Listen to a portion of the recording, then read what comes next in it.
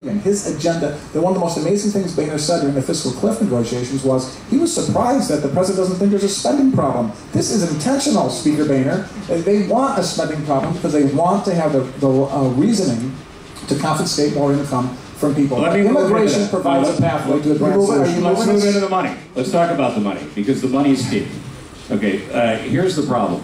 The president has decided that a long time ago that the best way to appeal to America, and Michael, this is a nice segue from what you were just talking about, is to make sure that you know that anybody that's making more money than you is out to get you. They want to kill your puppy. They want to hurt your grandmother. They get up every morning and they don't decide they're going to run their business and employ you. They're just trying to figure out another way to hurt you because rich people hate poor people. The message is sunk in frighteningly deep. Where Michael just left off, I think, is a key place to pick up this discussion. The problem in this country is the tax code. The corporations that are being held up as some sort of criminals and robber barons are doing exactly what they should do with the tax code as it's written. I don't have a problem with any of the companies that employ tens of thousands of Americans having a staff of accountants make sure that they're maximizing the tax code within the law.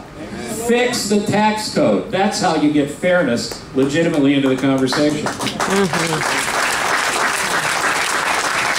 I think we should think about the magnitude of the problem. 100 years ago, we established the income tax. You can now tax somebody on their labor, which is a form of servitude. And of course, it's only going to be a low rate initially. Now we have these very high rates, and then you establish Social Security. So now you start to convince people that in your old age, the government's going to take care of you. Then you get to the 60s and they establish Medicare. So now we're going to take care of you with your health care. Meanwhile, they keep raising the marginal income from which you normally save for your own self-reliance in retirement. And then you get to the 70s and they pass election laws that prevent free speech by restricting your ability to participate in elections, so you can't hold them accountable for what they've done. Now, first, they're going to want to take away everybody's guns because they want to essentially, through all these things, campaign finance laws, Second Amendment rights, they want to neuter the American public from holding elected officials accountable. Meanwhile, with these high marginal rates that you're talking about, it's almost impossible for a middle-class person to save enough money to be self-reliant, and they're being forced into dependence because they can't save marginal income anymore. The 2% tax hike, 67% tax hike, $1,000 out of someone's income is not 2% off the top. It's $1,000 out of a marginal income of $1,000 to $3,000 for somebody making $30,000 or $40,000 a year. They're forcing people into dependence on the one side and servitude on the other. It's outrageous and it's immoral. Here. Any other thoughts on taxation? Yeah, I think one of the problems that we have, and this was a core problem with the Romney campaign. I mean, if I were to say the biggest problem with the Romney campaign, it was the lack of a soaring positive vision. It's what the first President Bush used to describe as the vision thing. In other words, finally he said, well, these are the 5 things I want to do, and he could tick them off, and he was very good with all of that. But frankly, there was no specificity, there was no real plan, there was no, this is how we have to change the country. This is an area where you can appeal to everybody. I remember Dick Armey used to travel around, the former House Majority Leader, with a little card. He said, if we do a flat tax, if we do a simple tax, you'll be able to fill out your taxes on this one little card. It'll take you 10 minutes. It's not going to take you hours and hours. And talking in those terms, not, well, we're going to move it from 39.6% to 37%. The population glazes over. We sound like accountants, and everybody uses accountants, or not everybody. There's a reason H&R Block is a business at the mall. It's because you do your taxes and it gives you a headache. There's a reason your Uncle Dave does your taxes. The more we talk numbers, the more voters that get lost. See, Steve, this is completely correct. This is what we Republicans do. And we talked earlier about the sense of urgency. The country's at war. We really are. The other side understands we're at war. It's a knife fight. They bring a knife to a knife fight. We bring a 30-page PowerPoint presentation to a knife fight. And we wonder why we're not winning. And again, can I beat a dead horse? Feel free, Joe. It's your money. Michael and I will probably go at this all night. There's a pact in a republic and a democracy. Those people in Washington ought to do what they're supposed to do. The people down in Springfield ought to do what they're supposed to do. But you know what? We all have a responsibility in a republic and a democracy. And as a people, We have shirked and abandoned our responsibility. We don't pay attention. I mean, what? Rush calls these folks low information voters. They're there. And we have to acknowledge it. Now, Michael, you're right. We need to learn how to talk to them. But we have to acknowledge that the American people have fallen asleep at the wheel. And they're not doing what they need to do to uphold this democracy. All of us. We are living in a time where we are exposed as a country to things that should be as fundamental as turning a double play.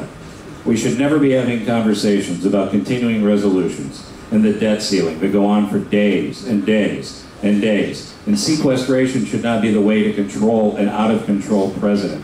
What can Republicans do to lead, again, the mantra of the night as far as I'm concerned, to lead us out of, here comes another financial emergency, have fun, America? How can we change that image?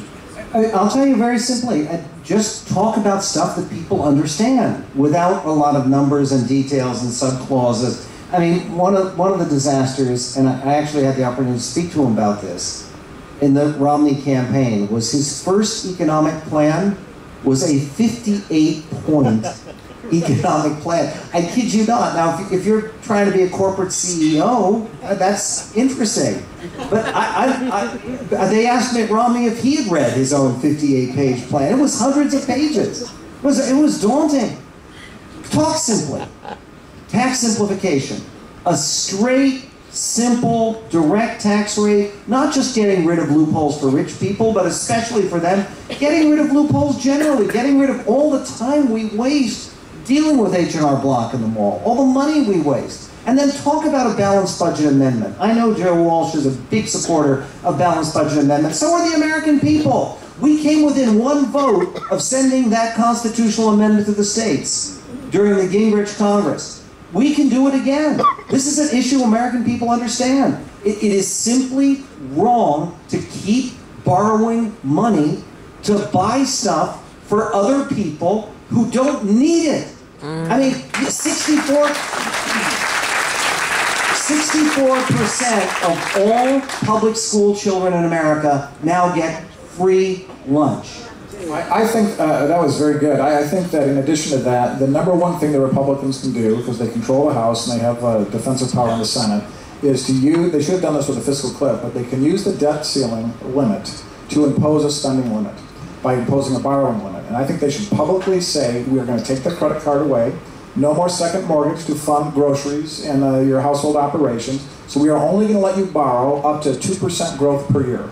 And Mr. President, it's now time for you to lead and tell us how you are going to reform spending in whatever way you want within that 2% growth. We'll sanction most things, 2% growth. If you actually limited federal spending to 2% growth, we would have a balanced budget in about 9 years. Well, again, though, I think your math. I think your math probably does work. I think, other than the smart people in this room, you lost them halfway through the description. And I don't think that's your fault, but I think we have to recognize people aren't bad, but also recognize the fact that the guy that has the job is really bad at being honest and really good at convincing America he is. And that's the problem. So when we come up with another complicated explanation of how to do the right thing, he'll come up with an explanation about why it's the wrong thing. Well, you do as Michael said. You speak straight to the American people. Right now, this is what your government's doing. If your government were a household, their credit card bill every year is more than what their pre-tax salary is, every single year. You can't live like that. Talk like that. Actually, in America, you can. There used to be a Democrat who was a senator from Wisconsin named William Proxmire. Some of you are old enough to remember Bill Proxmire. He used to do every month the Golden Fleece Award. We should do that. Bring it back. I mean, just examples of what the government is doing today. I covered this, and now a lot of people think this was a joke. It is not a joke, I swear to you. This is serious, it's a heart attack. Won't surprise Joe Walsh, you were there voting on this kind of stuff. The NIH, the National Institutes for Health, has just authorized a $1.5 million grant to research, honest to God, why lesbians are fat. Now, I didn't even know that lesbians were supposed to... Now, first of all, I would imagine that there'd be some lesbians who are going to punch people out over this insult. Well, especially as fat as they are. Yeah. I was dying to find out what your follow-up was going to be. No, but you're right. That was good. And Tom Coburn's Pig book has great examples of showing how ridiculous the government is at spending money. But again, what do we keep coming back to? Lead. So let me lead you into something. We can't do White House tours, but we can spend money to research why lesbians have weight problems. Yeah. Well, we can't get them on the tour. They're too fat. Let's talk about guns. One of the great misses we've had in this country is what happened at Newtown and how out of control this conversation has spun.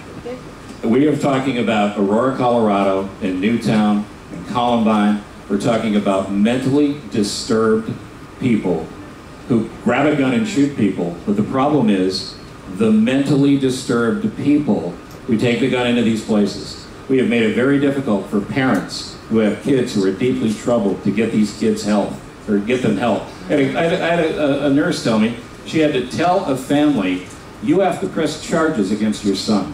You have to do it more than once because it's the only time we can forcibly keep him in here to get him tested. When are we going to take mental health seriously enough in this country? Because everything that happened in Newtown was about that disturbed shooter, and it turned into don't take my guns. It's unbelievable how the argument's gotten twisted, and we ought to lead on this conversation as well.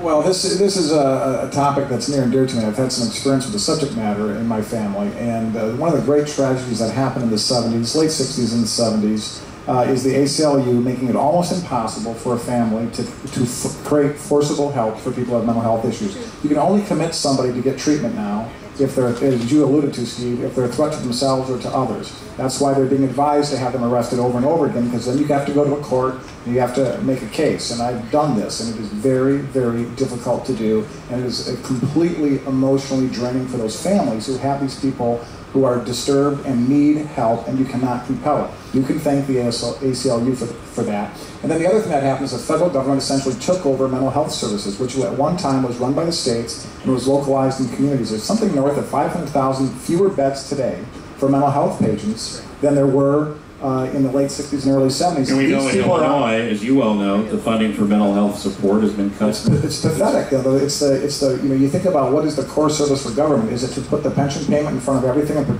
create a protected class of government workers, or is it to help those most destitute and most vulnerable who cannot help themselves in our society, in the civil society? It's an outrage what is happening. Mental health is just a great proxy for the liberal agenda and its unintended consequences. You know, you want to look at the homeless problem, alcohol abuse, drug abuse, and all the rest of it. It all starts with those court cases from the 70s. John, it's even worse than you described, and what you said is exactly right, is that right now we have 1/10 the number of state mental hospital beds that we did in 1950. And it's not because we have so much, we have a usually larger population, and we don't have necessarily a more mentally healthy population. Oh, no, we don't. I promise you that. There was a story, and this takes us on to another issue, too, which is directly related. Where I live, there was a kid named Boysen, B-O-Y-S-E-N, who was a very, very bad, troubled kid. Beat up people, robbed people, smashed property. He spent 5 years as a juvenile in detention. They let him go. He came out, he was involved in burglary, felony burglary, meaning during the daytime. Went back to prison. They marked on his review, he was sentenced to 4 years. They released him in 1 year, 9 months. They marked on his review a prime danger to reoffend. They please don't release. They released him anyway. The night he was released, his grandparents picked him up and took him back to a party at their house, welcome home. He was 26 years old now. And he murdered both of his grandparents, who had just picked him up and given him his party. You could see the cake, you know, welcome home. And again, they just caught this guy. It is crazy. One of the things that's happening, and it's quiet in America right now, is because of all the budgetary difficulties, we are losing the progress we made on the crime issue by turning people loose. By turning people loose who shouldn't be. And that, yes, includes people who are mentally ill and are a danger to themselves and to others.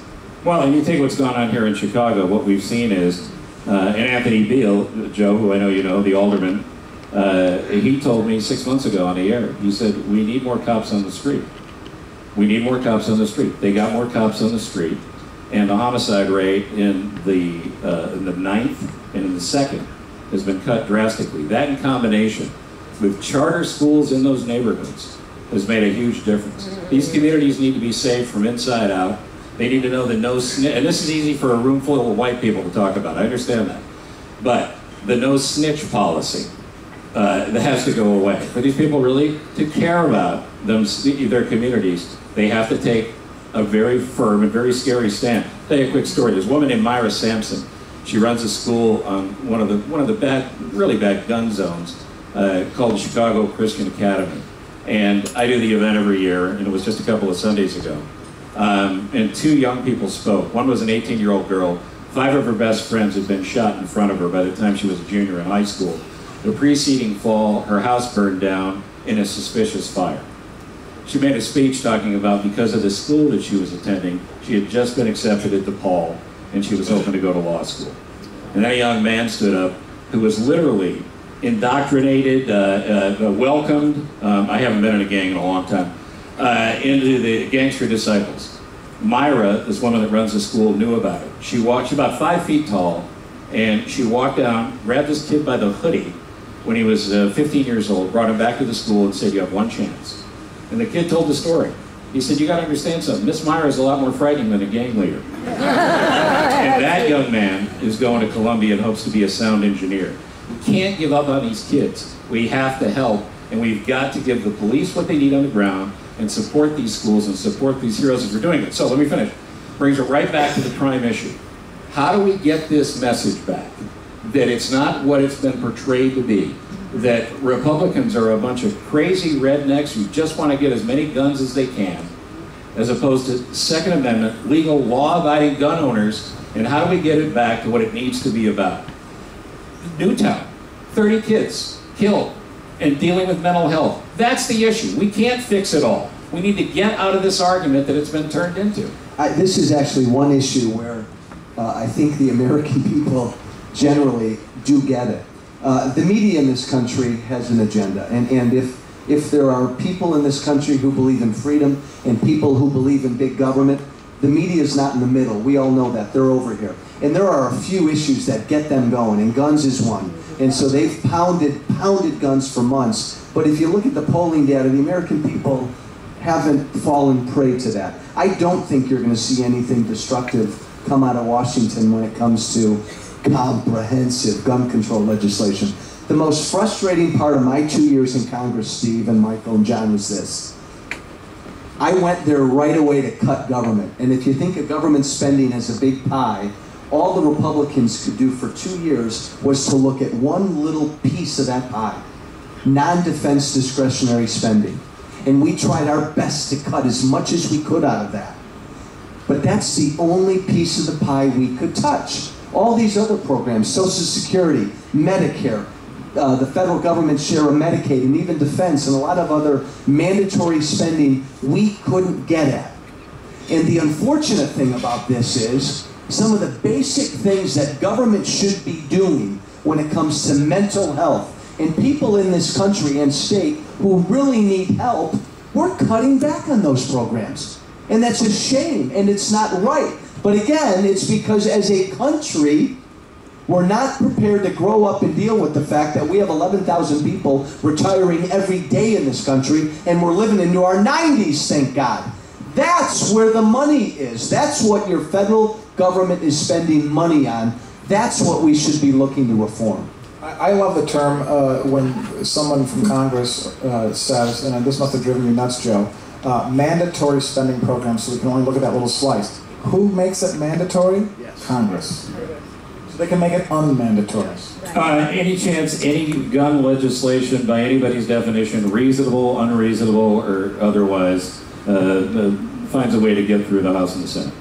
I will quickly say, hopefully not. You might see something on background checks. I agree with that, but I think we should be very cautious about chortling too much. I know you're not, Joe, but this is a long game. This is just another attempt to move what's possible with this particular incident. And they might not think they're going to get it now. They're in this for the long run, just like they are on all the other issues. They're trying to change culture. They're trying to make the Second Amendment a second-class right, and we have to be vigilant on it.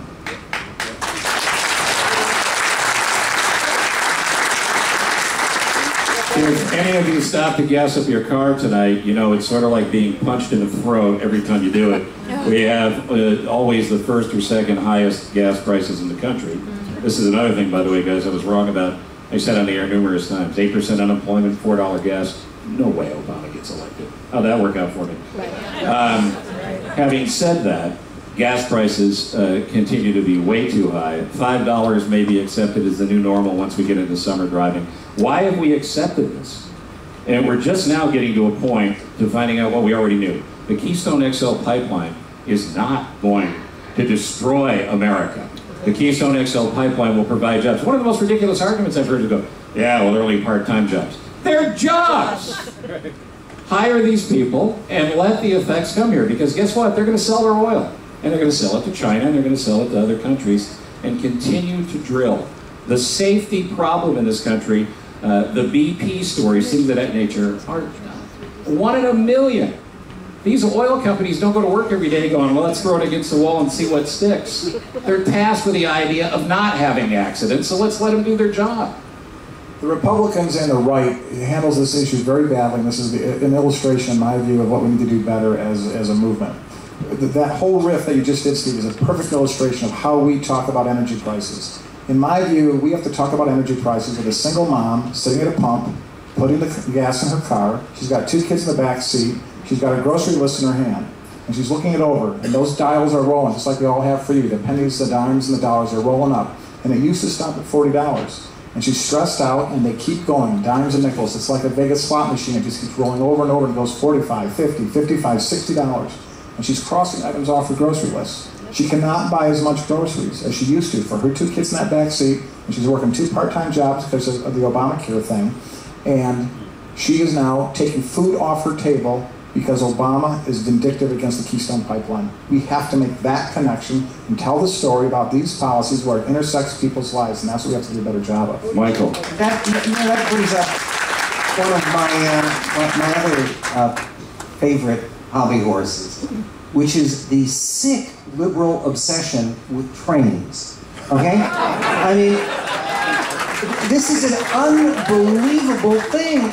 Look, I'm glad they built some railroads around Chicago 100 years ago. But President Obama wants us to commit $53 billion a year to cutting-edge 19th century technology. It is a bad idea. Where I live, they built a light rail, and it's an unbelievable 14 miles of light rail for $6 billion. It's over $300,000 per yard of track. To build a yard of this track, they're currently, in terms of subsidizing people to get on a damn train, they are subsidizing people to the level of $148 per trip on the train. Rent them a limousine. Buy them dinner. I mean, stop it. In Portland, which had the same kind of thing, they had this thing. It was a media sensation. They had a coyote who had come onto their light rail car and was riding back and forth and back and forth. They're not paying, by the way. And they asked the state wildlife director why it was that the coyote went on the train car and then refused to get off. He said, well, this is very, very instinctive, because particularly in wintertime, coyotes naturally are drawn to places that are warm and secure and where there are no people. By the way, my solution to the high-speed rail is very simple. Push down on the gas accelerator on your car, and you can get there faster. Well, I mean, it's 2 types, right? There's the train that they're building, the high-speed train from Southern California to Vegas, because as you know, no one will go to Vegas. No one will make the effort to drive or fly. Or there's the trains that people use here so they don't stop me in traffic. So I'm okay as long as it benefits me. Joe? It's this, Michael, and that's a great story. It's this hubris that we humankind have so impacted the environment for billions of years, that we've so warmed the climate for billions of years, such hubris. We are sitting on top of natural gas and oil reserves in this country that people can't even imagine. And if only our government would let us go at them. All right, so let's talk about something that Matt, go ahead, applaud, absolutely.